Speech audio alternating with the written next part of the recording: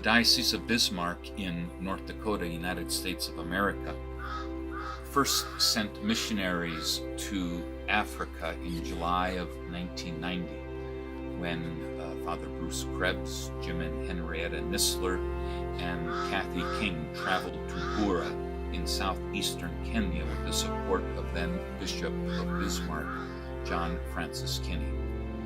After violence in the Bura area escalated and raised concerns about the safety of the missionaries, the mission of the Diocese of Bismarck was relocated to Kisii in western Kenya in May of 1994. Initially at Gekano Parish within the Diocese of Kisii, the missionaries served at a boarding school for girls, at a local clinic, and in the parish itself. Over the years, priests, deacons, lay people, and seminarians have served in the mission with varying commitments from 1 month up to 9 years. For the past 15 years, the focus of the mission has been on serving the needs of orphans, namely to support them in educational pursuits and also to sustain them with a monthly allotment of maize and a stipend. Currently, the mission supports nearly 400 orphans of various denominations within Gekano Parish and Achuni Parish in the Diocese of Kisii. The mission is supported by an annual collection in the Diocese of Bismarck called the African Mission Appeal, which is held every March. I myself have served in the mission since June of 2017. Rogers Osoro, a product of our orphan education program, and Sister Teresa Amuma also assist with the running of the mission.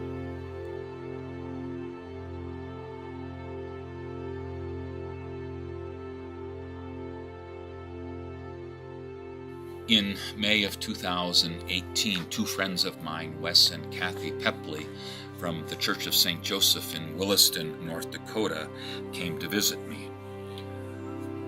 Before coming, Wes had read an article in the Catholic Digest about water with blessings. He clipped out that article, and he thought that it might be of some use in the future. Before coming to Kenya, Wes and Kathy asked me about the Water with Blessings program, if I ever heard of it. And I said no. And so Wes and Kathy gave me some information. We visited with one another and also consulted the director of the mission of the Diocese of Bismarck, Mr. Chuck Reichert, who did further investigations. And we also visited people who had been involved with Water with Blessings. Wes and Kathy then set about fundraising in their own community. People of varying faith backgrounds, civic organizations, and individuals eagerly supported their efforts. They raised enough money to bring 270 filters and kits to Kenya when they came in May of 2019.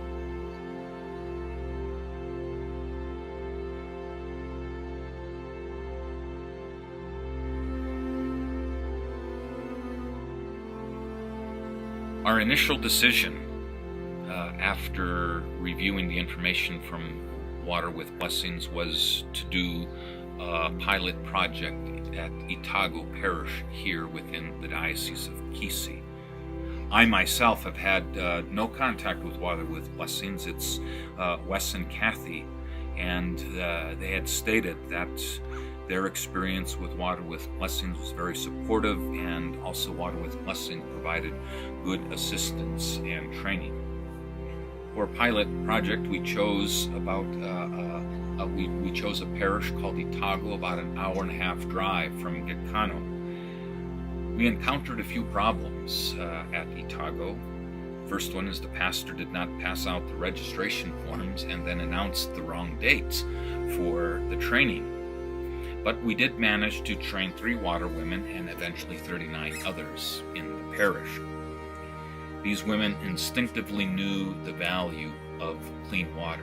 We did not have to convince them about the worth and the efficiency of the filter. They also mentioned that it would save on firewood used to boil water. Another challenge we encountered itself was the distance and the insistence of the parishioners that water with blessings be only used for Catholics in their area. We then revised our plans and decided to work with the orphans in our education program here at Gacano Parish, as well as their guardians and other faith communities closer to our location.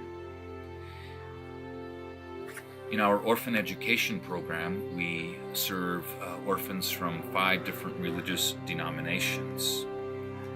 We handed out 75 registration forms, and of those 75, 73 showed up for the training.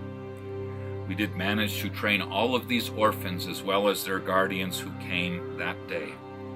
And we are fortunate we are able to do monthly follow-ups when they come for Mission Saturday. And a common response has been, I don't have to drink brown water anymore. And also, it truly is a blessing to have a filter. We have also done training at a nearby church called Jesus Gospel Mission International, where 29 women were trained. Even though Swahili is the common language of Kenya and one of its 2 official languages, English being the other, we found it necessary to have someone who speaks the local tongue, Egugusi, and we've had the good fortune of having Rogers Osoro, who has been able to do that for us and with us. We have also found that repeating the mantra, we receive water, we receive the filter, as a gift, as a blessing, and we need to be a blessing with others.